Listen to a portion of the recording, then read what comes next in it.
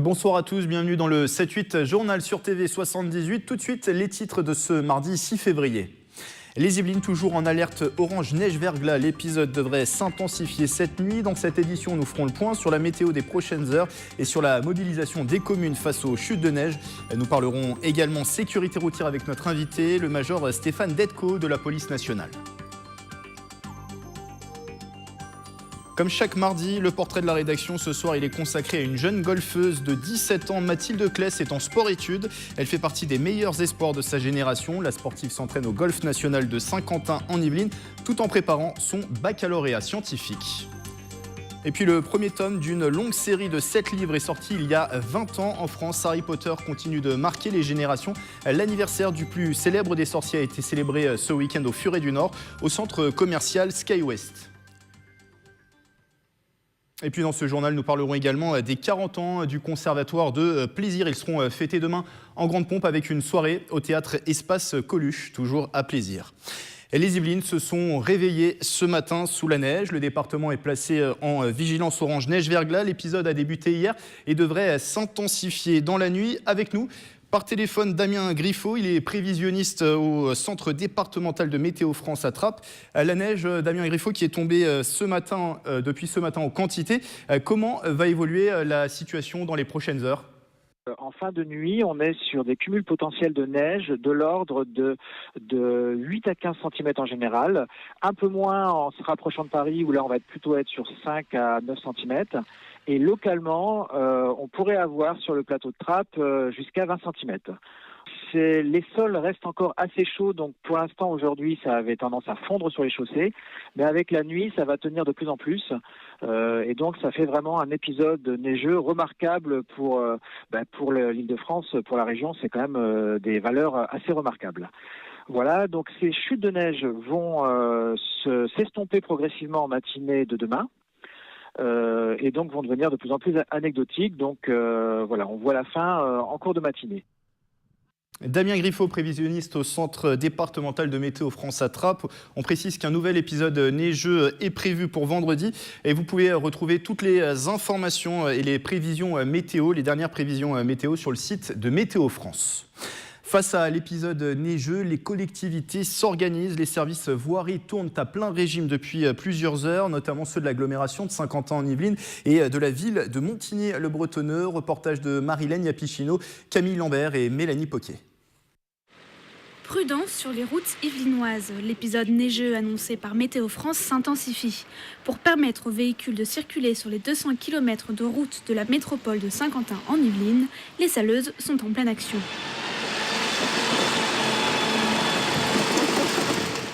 Plus que les routes, ce sont aussi les trottoirs qu'il faut dégager. Dans la commune de Montigny-le-Bretonneux, on suit attentivement les prévisions. Tout est rouge, donc ça veut dire que c'est pas bon signe. Mais c'est pas parce que c'est rouge que c'est dramatique. La commune réalise une véritable veille météorologique grâce à un logiciel très précis. Jusqu'à 11h du matin demain, il va neiger, sans cesse. Pour le moment, les prévisions ne sont pas si alarmantes. Entre 17h et minuit, il va tomber entre 1 cm et 1,3 cm de neige à l'heure. Mais comme les sols sont très humides, donc la neige, elle ne va pas forcément tenir. Les tableaux accompagnés d'images radar permettent à la ville d'anticiper. Hier après-midi, les abords des crèches et des écoles ont été préparés. Toutes les équipes du service technique sont mobilisées depuis 7h ce matin, opération salage. 90 tonnes de sel sont en stock, des réserves qui sont les mêmes depuis 2 ans. J'ai 5 personnes avec des petits engins motorisés. Et sinon, on est 12 équipes de 3 personnes sur toute la commune pour saler tout ce qui est école, crèche, dégager les passages piétons, dégager les arrêts de bus et dégager toujours au moins un trottoir sur 2. L'opération se poursuit demain pour les différents services techniques de l'agglomération. Et avant que tout soit déneigé, certains comptent bien en profiter. Et une information qui vient de nous parvenir de la préfecture, tous les services de transport scolaire ne seront pas assurés pour la journée de demain. Du côté des routes départementales, les agents restent également mobilisés 24 heures sur 24. Les Yvelines qui ont mutualisé depuis peu avec les Hauts-de-Seine le service de viabilité hivernale. Et pour ce soir, pour les personnes qui seraient bloquées, notamment à Élancourt, la ville d'Élancourt qui met en place un système d'accueil dans ces gymnases, 2 gymnases réquisitionnés, les gymnases Chastanier et le complexe sportif de l'Europe. Pour les transports, enfin, pas de perturbations majeures sur le ferré. Le trafic des lignes N et U est ralenti. Et sur le réseau des skibus, la ligne 475 qui rallie Paris effectue son terminus exceptionnellement à Saint-Quentin en Yvelines. Je précise que la situation peut bien sûr évoluer dans les prochaines heures. On va parler de sécurité routière dans un instant, mais tout de suite cette information. Le mystère plane toujours à Méricourt. Rappelez-vous, ce week-end, 250 tonnes de déchets s'étaient accumulés au niveau du barrage sur la Seine à cause des inondations. Ces mêmes déchets ont, semble-t-il, disparu depuis hier et pour une raison inconnue. 8000 mètres carrés d'immondices évaporés. Voie navigable de France assure que l'écluse n'a pas été ouverte et que les déchets ont peut-être été emmenés par des courants vers un autre bras de la Seine. Les élus du secteur prévoient de saisir les autorités. Un invité m'a rejoint en plateau, c'est le major Stéphane Detko. Bonsoir. Bonsoir. Vous êtes référent police-population pour la circonscription d'agglomération d'Élancourt. Alors je précise que cette agglomération regroupe les commissariats d'Élancourt, de Trappes et de Guyancourt. Je précise également que vous êtes intervenant départemental pour la sécurité routière. Il devait y avoir avec nous également sur ce plateau le capitaine Edix Lebeau pour la gendarmerie nationale. Malheureusement retenu sur les routes ce soir, il n'a pas pu être présent. On va parler avec vous sécurité routière, forcément la neige d'abord, oui, une période, on l'imagine, où vos services sont pleinement mobilisés pour cet épisode. Effectivement, alors moi j'arrive de Rambouillet là, à l'instant. Je peux vous dire que c'est très très très glissant. Le temps que on sale comment les routes et que ça fasse effet avec le nombre d'automobilistes qu'il y a, mais le problème c'est qu'il y a des bouchons, donc ça ne roule pas, donc ça sera certainement verglacé. Prudence, oui, bien sûr. On peut recommander aussi aux automobilistes de surtout éviter le freinage, garder le frein moteur comme on dit, éviter les coups de volant et puis avoir sa vitesse très très très adaptée. On le voit de toute façon puisque là c'est un petit peu ce soir tous les véhicules sont malheureusement un petit peu l'un derrière l'autre, comme s'il y avait beaucoup de bouchons, mais ça c'est normal vis-à-vis des intempéries malheureusement. Et dans cette période la police est mobilisée comment? Alors des effectivement, opérations, c'est vrai qu'on a beaucoup de personnel mobilisé en cas de problématiques liées aux accidents. Alors en premier lieu, c'est souvent des accidents matériels, donc il faut déblayer les routes, etc. Les pompiers doivent aussi accéder pour pouvoir justement sauver des vies. Donc on est fortement mobilisé avec des véhicules adaptés, avec des pneus adaptés. Puis bon, les collègues, voilà, donc ils sont un petit peu comme tout le monde, ils ont parfois des difficultés à arriver, donc il faut aussi être un peu patient parce que forcément avec les intempéries climatiques, même les véhicules de police avec leur gyrophare de temps, on ne va pas non plus se mettre en danger et mettre en danger la vie des gens. Et on imagine un travail commun, beaucoup de contacts avec les services de la préfecture, avec les pompiers, avec les communes aussi. Alors je pense que quand il y a un événement comme ce soir et comme dans les prochains jours, il y a beaucoup de corrélations entre les services institutionnels de secours, avec la préfecture et puis les services départementaux de la sécurité publique, la gendarmerie également. Et on a pu le voir notamment sur l'épisode des inondations qui était la semaine dernière, qui continue on est déjà, cette semaine. Déjà 2 épisodes compliqués. Alors vous êtes venu, Major Detko, pour nous parler ce soir de sécurité routière et notamment le bilan de l'année 2017 dans les Yvelines. 49 personnes ont trouvé la mort l'an passé sur les routes du département. C'est une de plus par rapport à 2016. Les jeunes qui sont particulièrement touchés. Dans le même temps, le nombre de blessés et d'accidents corporels sont en baisse. Quel bilan vous tirez-vous sur la zone police? Qu'avez-vous constaté notamment sur peut-être l'évolution des incivilités, sur l'évolution des causes des accidents? Alors écoutez, c'est vrai que moi, ça fait quand même depuis très longtemps qu'on fait de la sécurité routière et c'est vrai qu'on remarque depuis un certain nombre d'années, notamment l'année dernière et l'année d'avant, on a de plus en plus des piétons. Là, on a 11 piétons qui sont décédés malheureusement, Oui. et des comportements d'incivilité, notamment alors pas forcément les plus jeunes, mais smartphone même en étant piéton, on a les smartphones complètement scotchés à l'oreille, on ne voit pas la voiture qui va pas s'arrêter, etc. au passage piéton. On a aussi des comportements sur la route, et c'est vrai qu'on s'est retrouvé confronté à des personnes qui avaient constamment les textos, le téléphone au volant, pas forcément les accidents mortels à l'alcool ou au cannabis, Oui. même si ça existe, bien sûr. Notamment, on a des changements de comportement. Enfin, c'est pas forcément des changements, mais un problème général de comportement, en fait. Et on s'aperçoit que finalement, on sait où se trouvent les radars, on prend beaucoup plus de routine, on sait, voilà. Et on a l'impression que les personnes, finalement, ça, c'est comme ça, donc on va utiliser le téléphone, on va peut-être avoir des problématiques, on va dire, par rapport à la voiture, on se croit tout permis. La courtoisie au volant, on l'a complètement oublié. Oui. Il se peut que un jour, j'ai pas vu un piéton, je fais signe de la main, je m'excuse.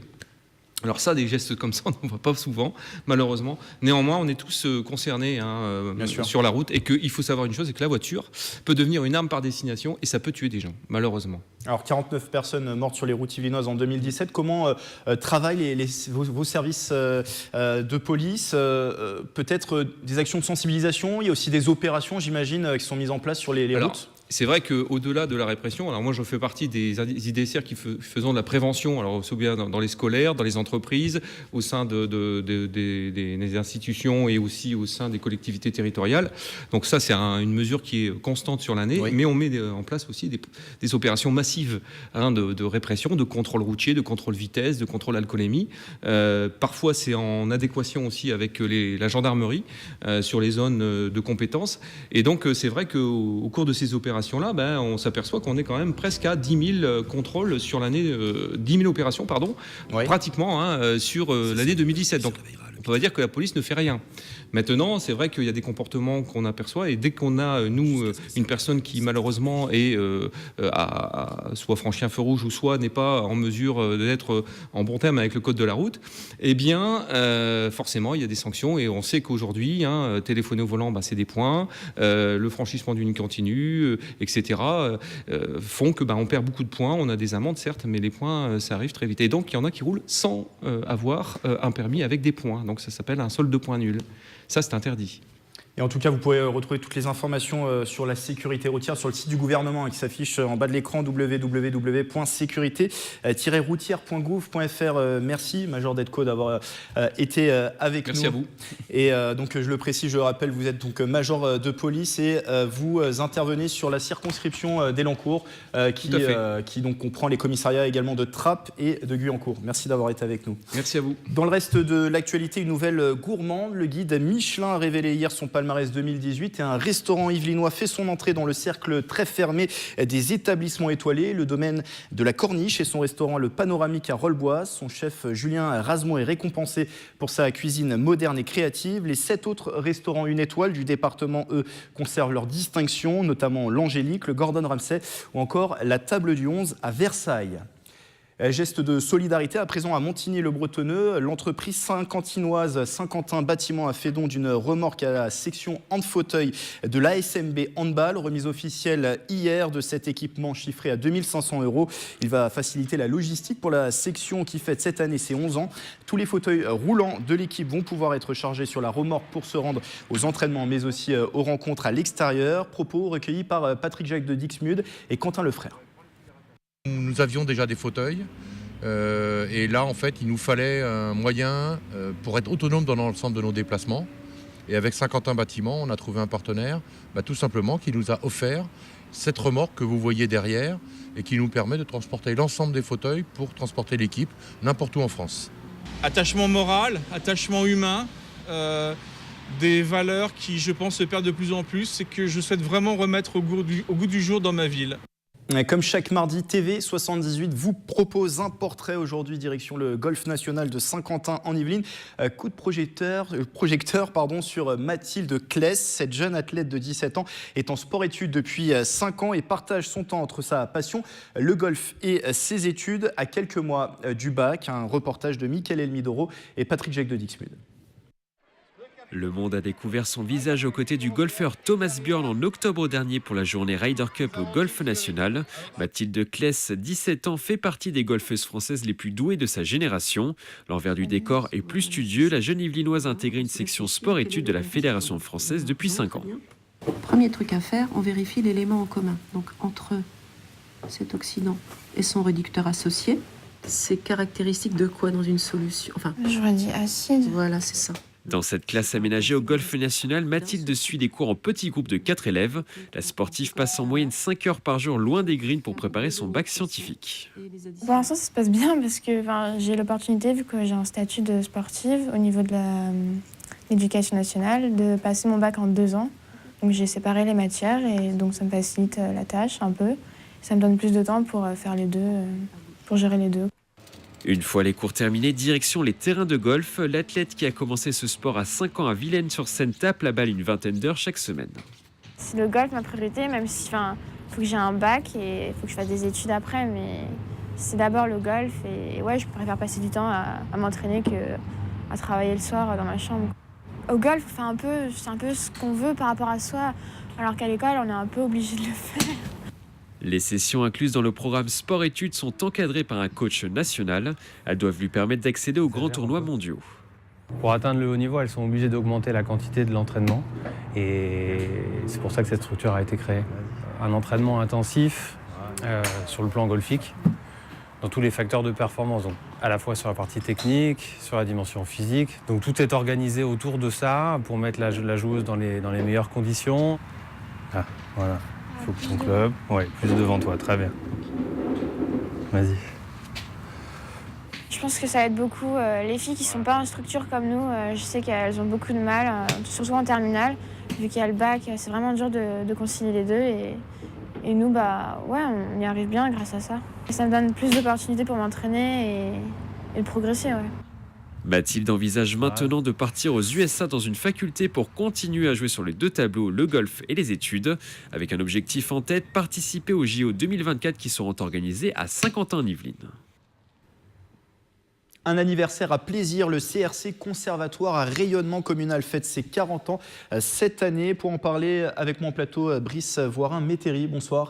Bonsoir. Vous êtes conseiller municipal à Plaisir, délégué aux actions culturelles. Alors, le conservatoire fête ses 40 ans demain. Il y a une grande soirée organisée au théâtre Espace Coluche. On va en parler dans un instant, développer le programme. 40 ans pour ce conservatoire, ça représente quoi pour la ville ? C'est quand même central dans l'action politique culturelle de la ville. Juste en quelques dates, ça a commencé en 1977 avec 4 professeurs. Très vite, ça s'est agrandi et 10 ans après, on est arrivé au château. Ensuite, en 2005, le conservatoire est effectivement a été agréé conservatoire à rayonnement culturel. D'accord. Donc voilà, un événement important dans la politique culturelle de la ville de Plaisir. Vous avez parlé du château, puisque le conservatoire est essentiellement basé sur le château, mais il y a plusieurs sites également à travers la ville de Plaisir. Oui, effectivement, le conservatoire principalement sur le château, mais on a 4 sites sur lesquels rayonne le conservatoire. La Clé des Champs, le conservatoire de danse et la maison des familles Camille Claudel. Avoir un conservatoire aussi important, 40 ans d'existence sur le territoire, quelle importance pour la ville de Plaisir. Vous l'avez dit, une ville résolument tournée vers l'action culturelle. Quelle importance pour Plaisir ? Ces 40 ans, ça permet aussi de mettre en exergue la qualité du travail qui est fait par l'ensemble des professeurs et du directeur du conservatoire de la ville de Plaisir. Et effectivement, l'idée, c'était vraiment de marquer ces 40 ans au travers toute l'évolution, avec un rayonnement communal, et j'allais dire même au-delà, que ce soit sur l'intercommunalité ou même au-delà, presque départemental aujourd'hui. Donc intercommunalité avec des villes, par exemple, autour de Plaisir, les Clés-sous-Bois, Villepreux notamment. Alors, si on représente le conservatoire, quels enseignements il dispense, quel pôle finalement on peut retrouver dans ce conservatoire à rayonnement communal ? Alors, on a 4 pôles, un pôle musique, pôle danse, pôle théâtre et pôle arts et sciences. Et ces 4 pôles, effectivement, seront représentés demain lors de la soirée des 40 ans du conservatoire. Peut-être aussi rappeler quelques chiffres sur ce conservatoire. C'est Allez-y. quand même 1200 élèves qui sont reçus toutes les semaines dans les différents sites du conservatoire. D'accord. C'est près de 40 professeurs. Donc voilà, quelque chose d'important sur la ville de plaisir qui met en avant la ville de plaisir et rayonne sur plaisir et au-delà. Alors, c'était mis en avant lors notamment des portes ouvertes à la rentrée 2017 au conservatoire. Il y a le numérique aussi qui a pris une place importante, notamment sur les méthodes d'enseignement et même les créations qui sont réalisées au sein du conservatoire. Effectivement, c'est la partie pôle art et sciences, la partie numérique. L'objectif, c'est d'amener la culture aussi vers ce milieu numérique. C'est quelque chose qui est je vais dire, d'actualité et qui va au-delà de l'actualité, plutôt dans le futur même. Aussi, côté musique, il y a un projet orchestre qui est mis en place avec une pratique de l'orchestre. Et ça, c'est dès les premières années d'apprentissage. Effectivement, l'objectif c'est de vraiment faire découvrir la culture et tout type de culture via le conservatoire et donc effectivement la partie orchestre également, dès que vous rentrez au conservatoire. Et enfin, vous vouliez le mettre en avant, vous me disiez tout à l'heure en off, il y a une filière théâtre qui est également à la pointe. Il y a au conservatoire de plaisir, c'est la seule filière horaire aménagée théâtre du département et voilà, des filières innovantes finalement pour ces étudiants. Exactement, encore une fois, ça montre la qualité des professeurs et de ce conservatoire. Le seul et l'unique dans le département à avoir des horaires aménagés pour pouvoir pratiquer le théâtre tout en continuant ses études et en ayant des professeurs de grande qualité. On précise d'ailleurs que ces élèves sont présentés régulièrement au concours nationaux. On va terminer cette interview sur la soirée de demain, soirée des 40 ans au Théâtre Espace Coluche à Plaisir. C'est à 20h30, alors une soirée qui est malheureusement déjà complète. Quel est le programme demain ? Alors, dès 19h30, le public sera accueilli avec une proposition d'exposition numérique, justement, et proposée, ce que j'évoquais tout à l'heure, par le pôle sciences et numérique. Et ça permettra au public de voyager sur les 40 dernières années en proposant 4 kiosques permettant au public donc de se plonger successivement des années 80 à nos jours avec une création numérique et sonore, numérique visuel et sonore. Le public sera également accueilli au son des premiers groupes et ensembles musicaux qui souhaiteront parler en mélodie. La bienvenue à tous pour cette soirée mémorable. Un événement qu'on l'a dit complet au Théâtre Espace Coluche, ça montre que les habitants de plaisir sont attachés à leur conservatoire. Exactement. J'allais dire les habitants de plaisir et effectivement l'ensemble des élèves du conservatoire sont mobilisés pour fêter ces 40 ans. On le précise, cette soirée, donc c'est demain à partir de 20h30 au Théâtre Espace Coluche. Je le rappelle, événement malheureusement déjà complet. En tout cas, vous pouvez retrouver l'actualité du conservatoire sur le site de la ville de Plaisir qui s'affiche en bas de l'écran. Merci Brice Savorin-Métairie d'avoir été avec nous. Merci beaucoup. Et je le rappelle, vous êtes conseiller municipal délégué aux actions culturelles à la ville de Plaisir. Autre anniversaire pour refermer ce journal, vous connaissez forcément ce célèbre sorcier à lunettes à la cicatrice en forme d'éclair. Harry Potter fête ses 20 ans. Le premier tome Harry Potter à l'école des sorciers est sorti, pour rappel, en 1998. Ce week-end, plusieurs lieux ont célébré l'événement, comme le Furet du Nord au centre commercial SkyWest à Montigny-le-Bretonneux. Camille Lambert et Nicolas Dandry ont pu rencontrer quelques fans.